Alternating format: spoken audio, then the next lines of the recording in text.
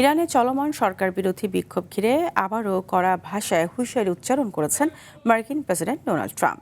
Washington পরিস্থিতি খুব কাছ থেকে পর্যবেক্ষণ করছে বলে মন্তব্য করেন তিনি। প্রয়োজন হলে ইরানের বিরুদ্ধে খুবই শক্তিশালী সামরিক পদক্ষেপ নেওয়া হতে পারে বলেও সতর্ক করেন মার্কিন প্রেসিডেন্ট। এদিকে যুক্তরাষ্ট্রভিত্তিক ইরানি মানবাধিকার সংস্থা হিউম্যান রাইটস অ্যাক্টিভিস্ট জানায়, চলমান বিক্ষোভে এই পর্যন্ত নিহত হয়েছেন অন্তত 538 জন, গ্রেপ্তার প্রায় 11,000। ইমতিয়াজ আহমেদের রিপোর্ট। গত 15 দিন ধরে ইরানে চলছে সরকার বিরোধী বিক্ষোভ। চলমান এই বিক্ষোভে টালমাটাল ইরান।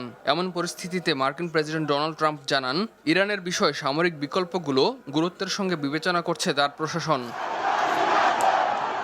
স্থানীয় সময় রোববার রাতে এয়ারফোর্স ওয়ানে সাংবাদিকদের সঙ্গে কথা বলতে গিয়ে ট্রাম্প জানান, যুক্তরাষ্ট্রের সামরিক বাহিনী সম্ভাব্য সব পদক্ষেপ নিয়ে পর্যালোচনা করছে। ট্রাম্প দাবি করেন, সামরিক হস্তক্ষেপের হুমকির পর ইরানের নেতৃত্ব আলোচনায় বসতে আগ্রহ দেখিয়েছে এবং একটি বৈঠকের প্রস্তুতি নেওয়া হচ্ছে।